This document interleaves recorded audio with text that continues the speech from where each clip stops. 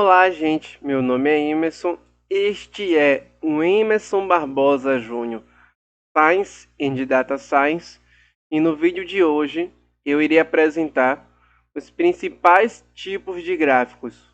Primeiramente, o primeiro gráfico que eu quero mostrar para vocês é o gráfico de linha, muito usado em séries temporais, que é quando você quer ver uma variável ao longo do tempo. Então, aqui nesse eixo X é apresentado aqui o tempo em meses e o eixo Y, os produtos vendidos em dólares. Aqui está mostrando como a venda está sendo modificada, o valor de venda em dólares está sendo modificado ao longo do tempo. Em séries temporais, geralmente você utiliza análises de como ARIMA, você pode utilizar Machine Learning, redes neurais também, para aprender isso temporalmente. E basicamente a ideia é que você quer separar a inclinação da reta para entender temporalmente a reta, ver os ciclos que tem e também tirar o ruído e fazer uma análise separada e conseguir fazer predições com base nesses modelos.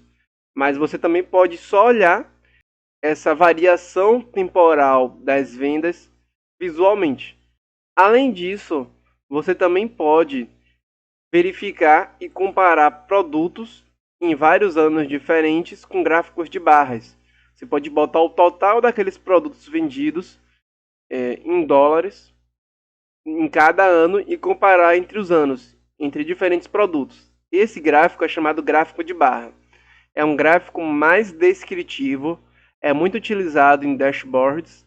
Dashboards geralmente você coloca vários gráficos de forma harmônica para mostrar o padrão geral sobre um determinado tema específico que a empresa está pedindo, ou sobre, por exemplo, marketing, sobre uma área que você quer fazer uma descrição geral visual de como está andando essa área graficamente.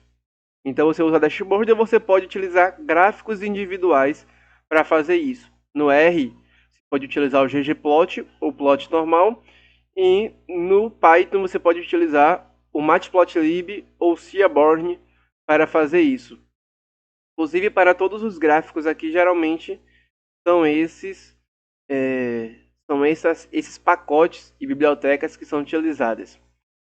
Além disso, temos também o gráfico de pizza, que é um gráfico também descritivo para você verificar, nesse caso aqui, por exemplo, os tipos de transporte para a escola, para você entender descritivamente qual a porcentagem de qual meio de transporte é mais utilizado para um determinado fim específico. Além disso, também podemos fazer um histograma. Um histograma é você verificar a frequência entre grupos específicos de renda per capita, no caso aqui. Então, por exemplo, entre o grupo 45 a 54 anos, geralmente as pessoas frequentemente têm a renda per capita de 55 mil dólares. Então, o histograma está muito associado à frequência. Eu não sei se nesse gráfico que eu peguei aqui, eles trabalham com frequência, mas histograma está associado à frequência entre diferentes grupos ao longo de um eixo X. Então você tem aqui grupos diferentes, com frequências diferentes, e você está vendo isso de forma visual. E o que importa do histograma é você ver se é muito utilizado para você verificar se os seus dados são normais. Então, quando você tem uma variável central, ou um grupo central no meio, que é mais frequente, e conforme vai se afastando para as bordas, vai se tornando menos frequente, significa que essa distribuição é uma distribuição normal ou gaussiana, como é chamado. E isso é o requisito de maior parte das análises estatísticas.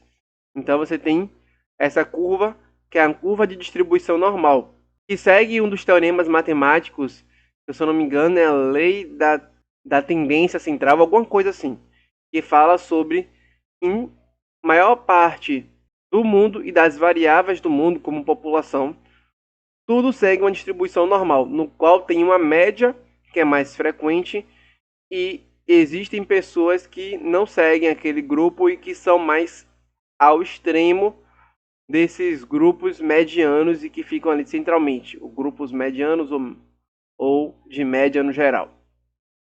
Então, a distribuição normal é muito utilizada para tentar entender se aquela população é normal ou não. E aí você pode utilizar um Z-score, que é uma análise para transformar seu dado e a sua variável, os valores de sua variável em uma distribuição normal.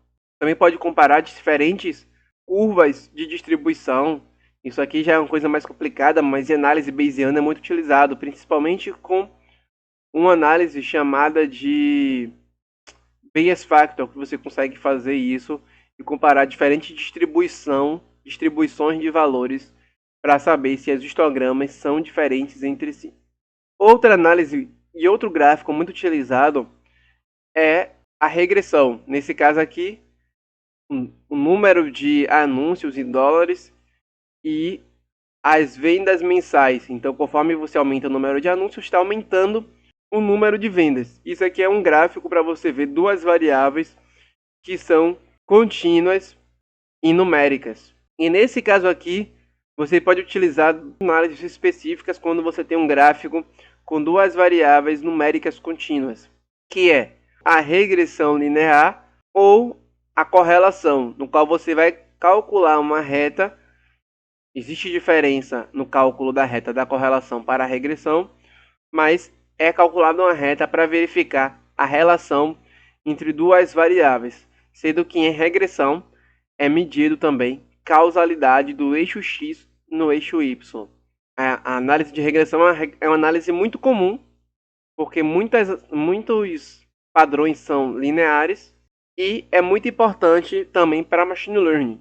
Outra análise muito comum é o box plot, no qual você, em uma caixa, onde estão concentrados entre grupos diferentes, entre níveis do fator ou tratamentos, como é chamado, você consegue comparar esses dados. Você também consegue utilizar box plot para verificar outliers, seguindo a regra dos quantis. E é muito comum também utilizar box plot com Jira, que é você mostrar os pontos para saber como está a sua distribuição e para saber a quantidade de pontos em cada nível do fator ou tratamento. Então o boxplot é muito comum e utilizado. E quando você utiliza a nova, quando você tem esse eixo Y numérico e o eixo X categórico, você costuma utilizar uma nova ou um teste T. Outro tipo de gráfico muito comum também é o gráfico de árvore, em que você consegue ver hierarquias e ver e consegue também dividir em grupos os seus dados. Outro gráfico também é um mapa, que aí entra na ideia de GIS, de sensoriamento geográfico, e você consegue utilizar a geografia do local para entender como os pontos e como a sua variável está distribuída espacialmente. Tem algumas análises também espaciais que eu não vou entrar aqui, de autocorrelação espacial e outras coisas mais. A tabela, que é a base de todos os gráficos que falamos aqui, mas é muito importante entender que tabela às vezes também é uma forma visual de você mostrar principalmente dados contábeis. E você também tem o tipo de gráfico que é muito utilizado em comunidades, que é chamado grafos, que você tem vértices e arestas, vai ligando um ponto ao outro, e que você pode ver grupos diferentes que estão ligados um ao outro. Você tem leis também dos grafos, que é muito comum. Lei do mundo pequeno, tem aquela ideia cada pessoa do mundo está ligado a pelo menos 6 passos um do outro, e diversas outras leis que existem na teoria dos grafos, que é muito utilizada em comunidades e também quando você quer entender relação entre redes sociais e entre grupos diferentes. Então é isso, gente. Eu espero que vocês tenham gostado desse vídeo. Se inscreve no canal aqui no YouTube ou me segue lá no LinkedIn para a gente ter um contato maior. Então, nos vemos nos próximos vídeos. Até logo!